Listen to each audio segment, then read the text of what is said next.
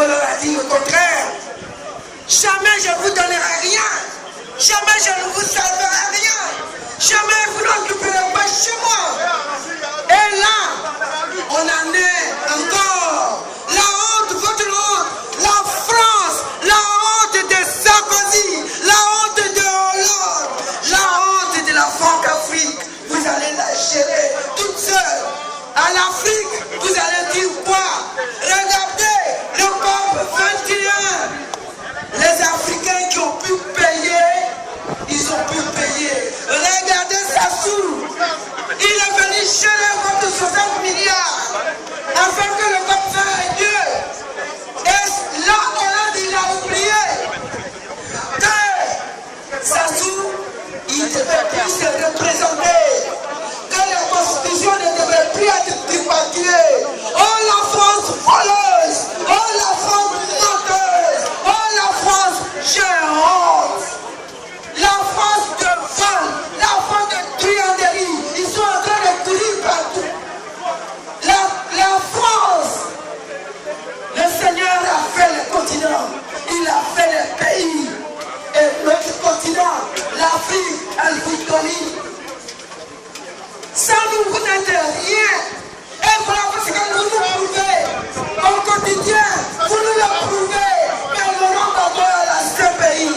Il dit qu'on ira jusqu'au bout avec la France, avec Sarkozy, avec Hollande.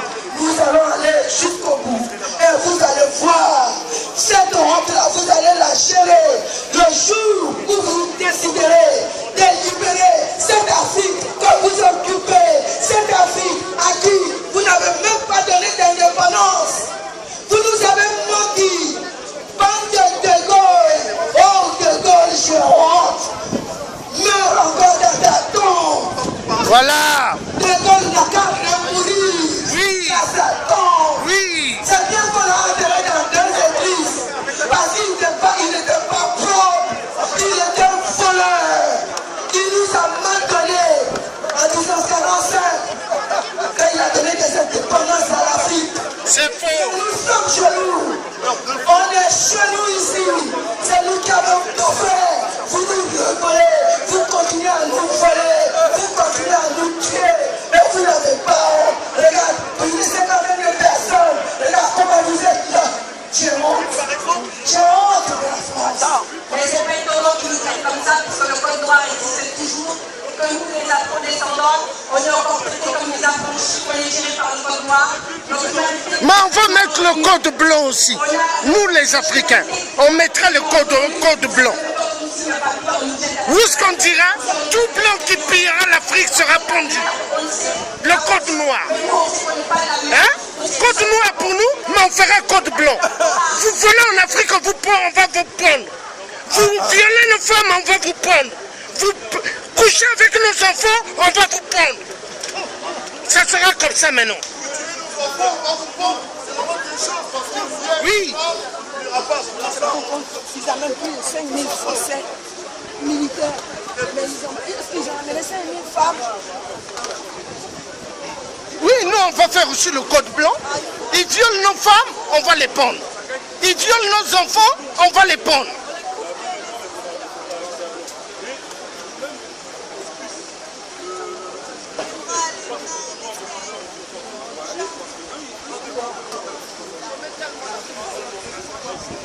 Tu aimais France.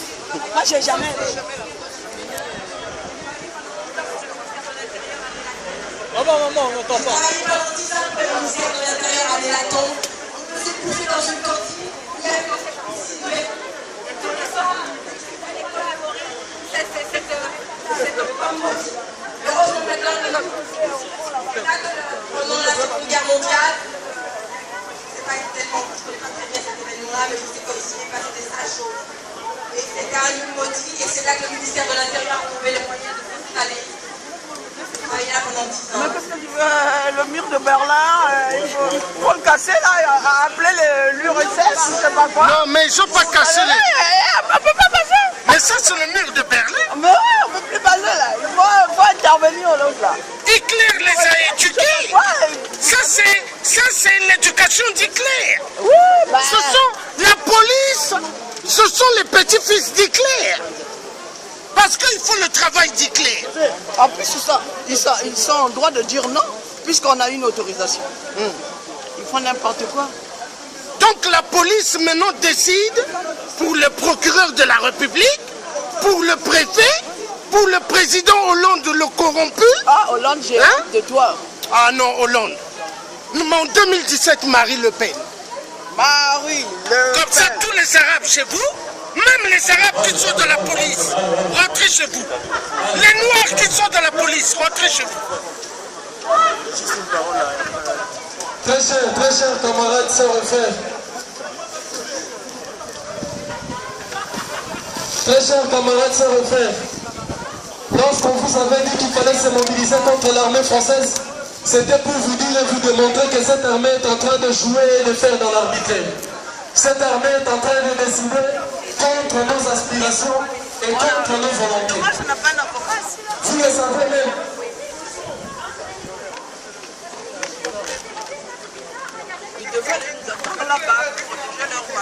Vous le savez, dans notre chère et mère patrie, l'Afrique, à chaque fois que nous avions essayé de porter nos aspirations pour faire le plus haut possible, ils ont toujours bafoué et ils sont toujours allés à l'encontre de cela.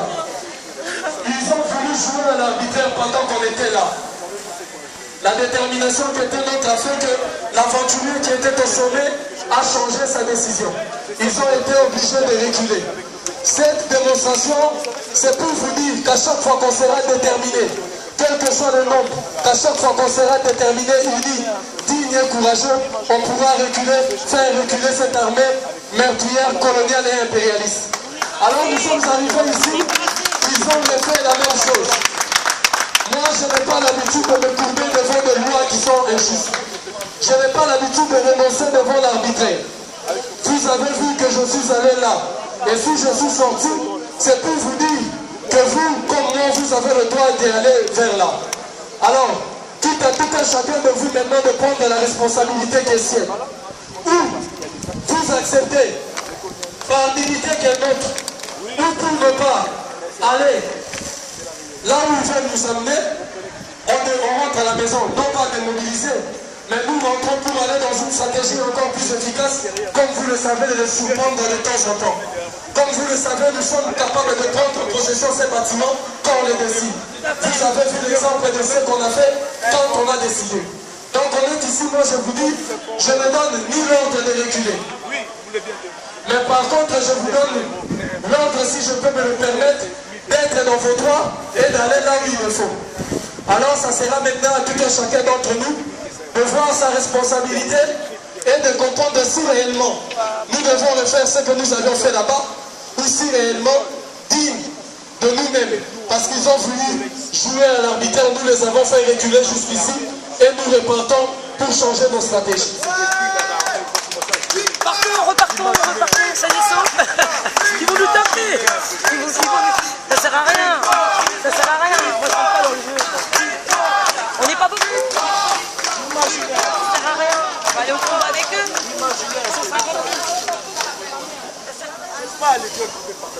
En ce moment où je suis en train de vous parler ici, il y a encore des enfants qui sont violés. Il y a encore des femmes qui sont passionnées. Il y a des hommes qui sont tués. Alors moi je me pose la question de savoir quelle vaut ma vie. Moi je me pose la question de savoir quelle vaut la vie. Quelle vaut la vie s'il y a de ceux d'entre nous qui sont en train de tomber. S'il y a de ceux d'entre nous qui sont en train d'être bastonnés. S'il y a d'entre nous qui sont en train d'être violés. Alors ici, devant le monde ici, si vous êtes violés ou tués, vous mourrez dignement dans vos droits et dans la détermination qui est vôtre. Moi, je ne vous donne pas l'ordre de reculer. Parce que je sais qu'il n'y a rien en face. Tout ce que vous êtes en train de voir, il n'y a rien en face. Parce que là-bas, on les a fait reculer. Alors si je dis 1, 2, 3, on y va, il n'y a rien en face. Donc vous devez avoir la détermination. Vous devez comprendre que devant l'arbitraire, nul d'entre vous dans vos vies, même personnellement, ne doit reculer. Lorsque le cancre qui est là-bas haut insinue l'ordre à ces chacals qui sont ici de pouvoir vous faire reculer, vous vous devez le refuser. Parce que tels qu'ils sont ici, la force qui est suprême, c'est la force de notre décision. Alors, il serait irresponsable et immature de ma part de vous demander, de vous démobiliser, de rentrer à la maison. Nous sommes sortis de chez nous parce que nous nous sommes dit, même seuls, même tel qu'on est là, nous devons, quoi qu'il en soit, faire comprendre à ces gens-là que plus jamais ça, que l'armée française ne doit pas prendre le dessus sur les aspirations qui sont nôtres, que la politique française ne doit plus nous subordonner, que le peuple africain, le peuple du monde, le peuple noir de partout, nous n'avons plus à accepter ce qu'ils nous demandent de faire.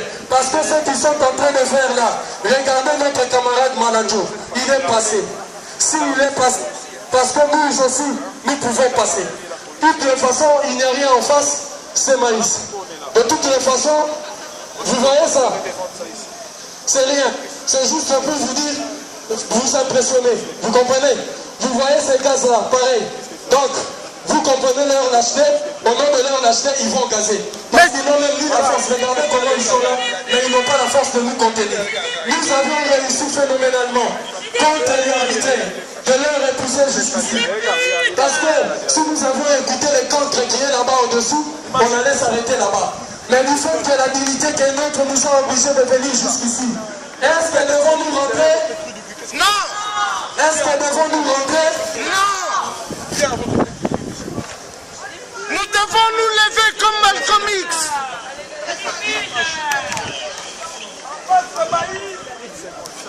La police nous pompe leur gaz. C'est parce que dans leur gaz... Donc on va faire un pas en avant. Dans leur gaz, ils ont mis des produits pour qu'on puisse plus avoir d'enfants. Ouvrez les yeux, peuple africain. Ils sont en train de se préparer pour rester. Ils sont en train de se préparer pour gazer et pour taper. Ne gazez pas. Vous voyez, vous entendez? On n'a encore rien fait. Ils disent qu'il faut taper et gazer. Vous entendez? Regardez l'image de cette police. L'image de cette police. Nous avons aussi la preuve de ce que parce que la police fait partie du corps militaire. La police, la gendarmerie, la Légion d'honneur, la Légion étrangère, toutes ces armées, toutes ces compagnies et tous ceux qui sont là-bas. Donc, vous imaginez, mes lèvres sont en train de recevoir là tout ce qu'ils sont en train de gazer, mais nous devons continuer. Vous voyez, on n'a encore rien fait. Regardez comment ils sont positionnés. C'est de la même façon qu'ils sont en train de tirer sur les populations civiles. C'est de la même façon qu'ils sont en train de violer les enfants. C'est de la même façon qu'ils sont en train de le faire. Vous avez des militaires.